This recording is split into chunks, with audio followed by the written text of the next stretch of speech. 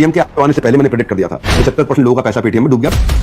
तो पेटीएम जो है ना एक कंटिन्यूस लॉस मेकिंग कंपनी थी। पेटीएम एक वर्स्ट परफॉर्मिंग आईपीओ था। पेटीएम जितने शोर में आया उतने जोर में गया। डॉक्टर विवेक बिंद्रा, न्यूज़ 24 पर आपका स्वागत है। वैसे तो आपको इंट्रोडक्शन की कोई जरूरत नहीं है। यूट्यूब के राजा, बड़ा बिजनेस के founder, motivational speaker, business consultant. पहला सवाल, अभी हमने देखा था ये पेटीएम के आईपीओ के साथ भी कुछ दिक्कत हुई थी, तो अब हर कोई पेटीएम यूज करता है। So what is that one thing that these people are going wrong? Paytm जितने शोर में आया उतने जोर में गया। ब्लूमबर्ग की रिपोर्ट के हिसाब से पिछले 10 साल में पेटीएम एक वर्स्ट परफॉर्मिंग आईपीओ था। मेरे कंपनी के एक लीडर थे, हमारे यहाँ लर्निंग एंड डेवलपमेंट के हेड हुआ करते थे।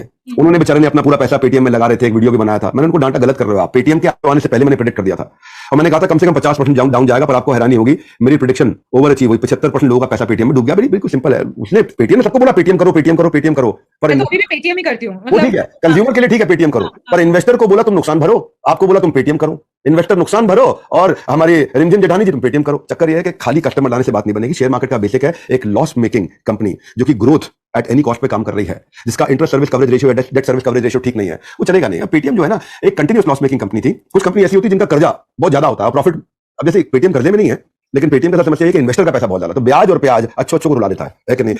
क से कर्जा, क से कंपनीज को क से कंगाल बना देता है, ऐसे समझ लीजिए आप। मैं आपको बताता हूं, Bhushan steel, Lanco infratech, SR steel, Bhushan power, Amtek auto, JP infra, इनके ऊपर एक पूरा आर्टिकल आया था, बिलियन टू बस्ट। इन सबके ऊपर 10,000 करोड़ से 50,000 करोड़ रुपए तक का कर्जा था, पे नहीं कर पाए। तो पेटीएम में गिरने का कारण क्या समझ लेते हैं। जो खुद नहीं कमा पा रहे, बाकी वो क्या कमा के देंगे। इनके वीक फाइनेंशियल्स हैं और कंपनी के कैश फ्लोज कमजोर रहे, नेगेटिव रहे, हाई ऑपरेटिंग लॉसेस के कारण। दूसरा, कंपनी ओवर वैल्यूड थी, प्रॉफिट में कभी आई नहीं भाई। लगभग 2396 करोड़ का इनका कंसोलिडेटेड लॉस था और फिर भी 2150 रुपए पे लिस्ट हुई, टक टक टक टक टक गिरती रही। प्रमोटर निकलते रहे, हेज फंड निकलते रहे, रिटेल इन्वेस्टर बाहर निकलते रहे, आईपीओ धड़ाम से रोज नीचे आया, रोज नीचे आया। पेटीएम को लिस्ट इसीलिए करना पड़ा था क्योंकि इन्वेस्टर लोग उनको तंग कर रहे थे, लिस्ट करो, हमको बाहर निकलना है। हमने जो पैसा दिया है, जब बाजार में शेयर ट्रेड होगा हम बाहर निकलेंगे। तो आपने चिप्स का पैकेट खाया रिमझिम जी कभी? हाँ, जिसमें आधी हवा होती है। बस समझ गए आप सारी बात। इनकी हालत भी चिप्स के पैकेट वाली, बाहर से लाजवाब, अंदर से खाली। अभी आप शेयर मार्केट की बात कर रहे थे। नहीं, नाइका को देखो आप, नाइका के साथ भी तो यही हुआ, खाली पेटीएम नहीं, वो भी 70% डाउन है। जोमेटो 57% डाउन है, कैफे कॉफी डे डाउन है। पेटीएम ने हाल फिलहाल में कई आईपीओ लाए, उन्होंने सबका सामना करा दिया। ये स्टार्टअप फंडिंग पे फोकस करते हैं और प्री वैल्यूएशन के प्रेशर में इन्वेस्टर इनकी बात वैल्यू को खत्म कर देते हैं। जी सॉरी, आप कुछ कह रहे थे। मैं वही उसका आपने ये जो बताया कि ये इंटरेस्टिंग है कि ये सारे जितने भी ब्रांड्स हैं वो हमारे डे टू डे लाइफ में बहुत इस्तेमाल होते हैं, बट आप जो उसके इन्वेस्टर्स वाले उसकी सच्चाई बता रहे हैं, दैट इज अनदर थिंग। अब मैं बात करना चाहूंगी ले-ऑफ्स के बारे में। अभी हम देख रहे हैं इतनी कंपनियां एम्प्लॉइज को निकाल रही हैं, तो ये फेल कहां हो रही है? इतने ले-ऑफ्स क्यों हो रहे हैं बड़ी से बड़ी कंपनियों में? देखिए, कंपनी में ले ऑफ निकाला क्यों जाता है, उससे पहले समझते हैं कि कंपनी की कुछ गलतियां हो रही होती हैं। मुख्य रूप से 3 गलतियां मान लेते हैं कंपनी में होती है। पहली गलती जो आगे चल के तकलीफ देगी वो है बिजनेस मॉडल से संबंधित गलती। भाई आपने ऐसी चीज बना दी जो किसी को चाहिए ही नहीं, तो आगे चल के आप तकलीफ में आएंगे। यूजर अनफ्रेंडली प्रोडक्ट बना दिया, आप कस्टमर की नीड को नहीं समझ पाए।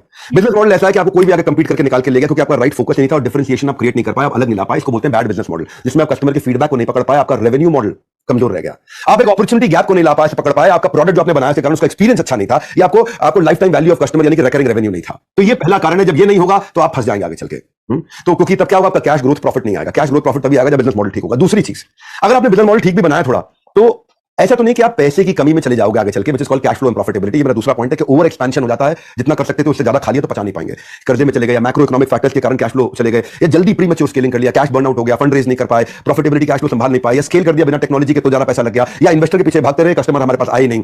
तो दूसरा जो कारण है बेसिकली वो ये है कि आप कैश ग्रोथ प्रॉफिट को समझ नहीं पाए। ग्रोथ अलग चीज है कि सेल्स कितनी बड़ी, प्रॉफिट अलग चीज है कि भाई मार्जिन कितना, और कैश फ्लो है कि जितना पैसा गया उससे ज्यादा रोज आना चाहिए। तीनों में फर्क होता है, इसको बोलते हैं सीजीपी डैशबोर्ड। तीसरी चीज जिसके कारण आगे चल के ले ऑफ करना पड़ता है वो है आपकी मैन पावर की प्लानिंग।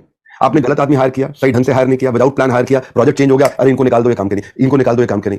आप राइट पार्टनर, राइट को-फाउंडर नहीं है तो मैन पावर प्लानिंग गलत करते हैं, या फिर मैन पावर आपकी अनट्रेन्ड है, डिसहार्मोनियस टीम मेंबर है तो इसलिए निकालने पड़ जाते हैं, या फिर आप समय के हिसाब से इंप्रूवमेंट साइकिल नहीं ला पाते और इसलिए आप पीछे रह जाते हैं, फिर मैन पावर निकालनी पड़ती है। आप अपनी फेलियर से लर्न नहीं कर पाते। तो बेसिकली 3 कारण है बड़े मोटे मोटे, वो है पहला बिजनेस मॉडल ठीक ना होना, दूसरा कैश ग्रोथ प्रॉफिट को ढंग से प्लान ना कर पाना, और तीसरा मैन पावर की प्लानिंग ठीक ना होना। इसी के कारण फिर ले ऑफ करने लगे।